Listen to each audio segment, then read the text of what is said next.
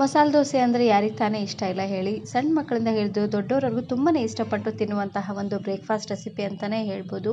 ಅದರಲ್ಲಿ ಮಾಡುವಂತಹ ಆಲೂಗಡ್ಡೆ ಅಂತೂ ತುಂಬಾ ರುಚಿಯಾಗಿರುತ್ತೆ. ಮಸಾಲ ದೋಸೆಗೆ ಮಾಡುವಂತಹ ಆಲೂಗಡ್ಡೆ ಪಲ್ಯನ ಯಾವ ರೀತಿಯಾಗಿ ಮಾಡೋದು ಅಂತ ನೋಡೋಣ. ಒಂದು ಸಾರ್ತಿ ಈ ರೀತಿಯಾಗಿ ಆಲೂಗಡ್ಡೆ ಪಲ್ಯನ ಮಾಡ್ಕೊಳ್ಳಿ, ಸಖತ್ ರುಚಿಯಾಗಿರುತ್ತೆ ಅಂತಲೇ ಹೇಳ್ಬೋದು. ಹೋಟೆಲ್ ಸ್ಟೈಲಲ್ಲಿ ಆಲೂಗಡ್ಡೆ ಪಲ್ಯನ ಯಾವ ರೀತಿಯಾಗಿ ಮಾಡೋದು ಅಂತ ನೋಡೋಣ.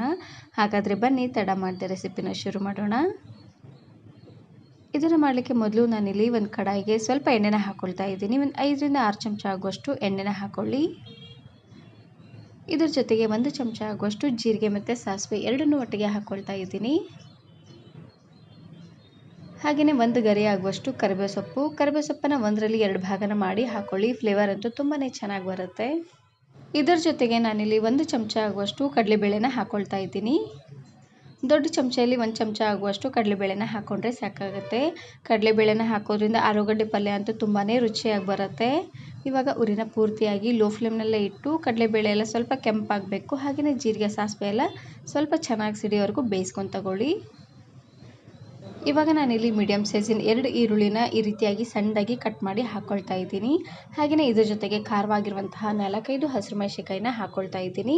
ಇದಕ್ಕೆ ಈರುಳ್ಳಿ ಸ್ವಲ್ಪ ಜಾಸ್ತಿ ಅನ್ನೋಂಗೆ ಹಾಕ್ಕೊಳ್ಳಿ. ಆಲೂಗಡ್ಡೆ ಪಲ್ಯ ತುಂಬಾ ರುಚಿಯಾಗಿ ಬರುತ್ತೆ. ಹಸಿರು ಮೆಣಸಿನಕಾಯಿನಾದರೂ ಹಾಕ್ಕೊಳ್ಬೋದು, ಇಲ್ಲಾಂದರೆ ಹಸಿರು ಮೆಣಸಿನಕಾಯಿ ಚಟ್ನಿನಾದರೂ ಹಾಕ್ಕೊಳ್ಬೋದು. ಇವಾಗ ಈರುಳ್ಳಿ ಎಲ್ಲ ಪೂರ್ತಿಯಾಗಿ ಸಾಫ್ಟ್ ಆಗೋವರೆಗೂ ಬೇಯಿಸ್ಕೊಂಡು ತಗೊಳ್ಬೇಕು. ಸ್ವಲ್ಪ ಹಸಿ ಬಿಸಿ ಇದ್ರೂ ಚೆನ್ನಾಗಿರೋದಿಲ್ಲ. ಹಾಗಾಗಿ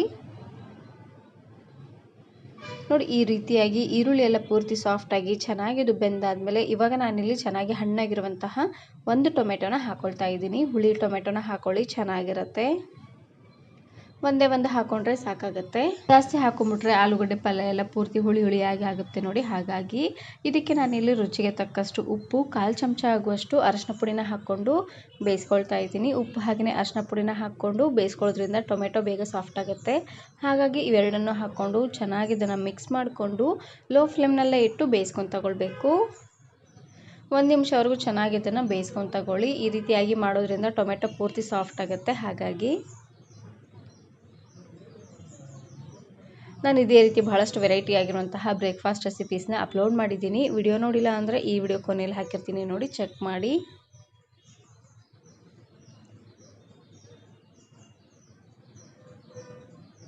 ಇವಾಗ ಮಾಡಿಟ್ಟಿರುವಂಥ ಹುಳಿ ಎಲ್ಲ ರೆಡಿ ಆದಮೇಲೆ ಗ್ಯಾಸನ್ನು ಆಫ್ ಮಾಡಿಕೊಂಡು ಪೂರ್ತಿ ತಣ್ಣಗಾದ್ಮೇಲೆ ಆಲೂಗಡ್ಡೆನ ಹಾಕ್ಕೊಳ್ಬೇಕು.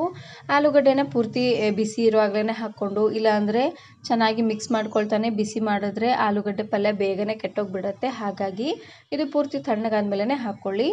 ಇವಾಗ ನಾನಿಲ್ಲಿ ಮೀಡಿಯಮ್ ಸೈಜ್ 4 ಆಲೂಗಡ್ಡೆನ ಕುಕ್ಕರಿಗೆ ಹಾಕಿ ಒಂದು 3 ವಿಸಿಲ್ ಕೂಗಿಕೊಂಡು ಈ ರೀತಿಯಾಗಿ ಪೂರ್ತಿ ಸಾಫ್ಟಾಗಿ ಆಲೂಗಡ್ಡೆನ ಬೇಯಿಸ್ಕೊಂಡು ಮೇಲ್ಗಡೆ ಸಿಪ್ಪೆನ ತೆಗೆದು ಈ ರೀತಿಯಾಗಿ ನೀಟಾಗಿ ಸ್ಮ್ಯಾಶ್ ಮಾಡಿ ಹಾಕ್ಕೊಳ್ತಾ ಇದ್ದೀನಿ.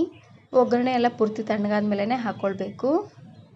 ಆಲೂಗಡ್ಡೆನ ಸಣ್ಣದಾಗಿ ಕಟ್ ಮಾಡಿ ಹಾಕ್ಕೊಂಡ್ರೆ ಎಲ್ಲ ಉಪ್ಪು ಖಾರ ಹುಳಿ ಎಲ್ಲ ಹತ್ಕೊಳ್ಳೋದಿಲ್ಲ ನೋಡಿ. ಹಾಗಾಗಿ ಆಲೂಗಡ್ಡೆನ ಆದಷ್ಟು ನುಣ್ಣದಾಗಿ ಸ್ಮ್ಯಾಶ್ ಮಾಡಿಕೊಂಡು ಹಾಕ್ಕೊಳ್ಬೇಕು. ಈ ರೀತಿಯಾಗಿ ಮಾಡೋದ್ರಿಂದ ಆಲೂಗಡ್ಡೆ ಪಲ್ಯ ತುಂಬಾ ರುಚಿಯಾಗಿ ಬರುತ್ತೆ. ಎಲ್ಲ ಆಲೂಗಡ್ಡೆಗೂ ಉಪ್ಪು ಖಾರ ಹುಳಿ ಎಲ್ಲ ಚೆನ್ನಾಗಿ ಹತ್ಕೊಳ್ಳುತ್ತೆ. ಆಲೂಗಡ್ಡೆನ ಹಾಕ್ಕೊಂಡು ಚೆನ್ನಾಗಿ ಇದನ್ನು ಮಿಕ್ಸ್ ಮಾಡಿದ್ರೆ ಸಖತ್ ರುಚಿಯಾಗಿರುವಂತಹ ಆಲೂಗಡ್ಡೆ ಪಲ್ಯ ರೆಡಿಯಾಗಿ ಹೋಗ್ಬಿಡುತ್ತೆ. ಇದೇ ರೀತಿಯಾಗಿ ಆಲೂಗಡ್ಡೆನ ಮಾಡಿಕೊಂಡು ನೀವು ಚಪಾತಿ ಹಾಗೆಯೇ ರೊಟ್ಟಿ ಜೊತೆಗೆಲ್ಲ ಸರ್ವ್ ಮಾಡ್ಕೋಬೋದು. ನೋಡಿ, ಆಲೂಗಡ್ಡೆ ಪಲ್ಯ ಅಂತೂ ರೆಡಿಯಾಗಿದೆ. ಇವಾಗ ನಾನಿಲ್ಲಿ ದೋಸೆನ ಮಾಡ್ಕೊಳ್ತಾ ಇದ್ದೀನಿ. ಮಾಡಿರುವಂತಹ ದೋಸೆಗೆ ಮೇಲ್ಗಡೆ ಶೇಂಗಾ ಪುಡಿ ಅಥವಾ ಪುಟಾಣಿ ಪುಡಿ ಯಾವುದನ್ನಾದರೂ ಹಾಕ್ಕೊಳ್ಬೋದು. ನಾನಿಲ್ಲಿ ಸ್ವಲ್ಪ ಶೇಂಗಾ ಪುಡಿನ ಹಾಕ್ಕೊಳ್ತಾ ಇದ್ದೀನಿ. ದೋಸೆ ಸ್ವಲ್ಪ ಗರಿಯಾಗಿ ಬೇಕು ಅನ್ನೋ ಹಾಗಿದ್ರೆ ಉರಿನ ಪೂರ್ತಿಯಾಗಿ ಲೋ ಫ್ಲೇಮ್ನಲ್ಲೇ ಇಟ್ಟು ಚೆನ್ನಾಗಿ ಇದನ್ನು ಬೇಯಿಸ್ಕೊಂಡು ತಗೊಳ್ಬೇಕು. ಈ ರೀತಿಯಾಗಿ ಮಾಡೋದ್ರಿಂದ ತುಂಬಾ ಕ್ರಿಸ್ಪಾಗಿ ಚೆನ್ನಾಗಿ ಬರುತ್ತೆ. ದೋಸೆ ಹಿಟ್ಟನ್ನು ಯಾವ ರೀತಿಯಾಗಿ ಮಾಡೋದು ಅಂತ ಆಲ್ರೆಡಿ ವಿಡಿಯೋ ಅಪ್ಲೋಡ್ ಮಾಡಿದ್ದೀನಿ. ವಿಡಿಯೋ ನೋಡಿಲ್ಲ ಅಂದರೆ ಈ ವಿಡಿಯೋ ಕೊನೆಯಲ್ಲಿ ಹಾಕಿರ್ತೀನಿ, ನೋಡಿ ಚೆಕ್ ಮಾಡಿ. ಒಂದು ಸರ್ತಿ ಈ ರೀತಿಯಾಗಿ ದೋಸೆ ಜೊತೆಗೆ ಆಲೂಗಡ್ಡೆ ಪಲ್ಯನ ಮಾಡ್ಕೊಳ್ಳಿ, ಸಖತ್ ರುಚಿಯಾಗಿರುತ್ತೆ ಅಂತಲೇ ಹೇಳ್ಬೋದು. ಹಾಗೆಯೇ ಈ ಪಲ್ಯನ ನೀವು ಚಪಾತಿ ಹಾಗೆಯೇ ರೊಟ್ಟಿ ಜೊತೆಗೆಲ್ಲ ಸರ್ವ್ ಮಾಡ್ಕೋಬೋದು, ಸಖತ್ ರುಚಿಯಾಗಿರುತ್ತೆ. ಈ ವಿಡಿಯೋ ಇಷ್ಟ ಆದರೆ ಈಗಲೇ ಒಂದು ಲೈಕ್ ಬಟನನ್ನು ಕ್ಲಿಕ್ ಮಾಡಿ, ಫ್ರೆಂಡ್ಸ್ ಆ್ಯಂಡ್ ಫ್ಯಾಮಿಲಿ ಜೊತೆಗೆ ಶೇರ್ ಮಾಡಿ. Thanks for watching.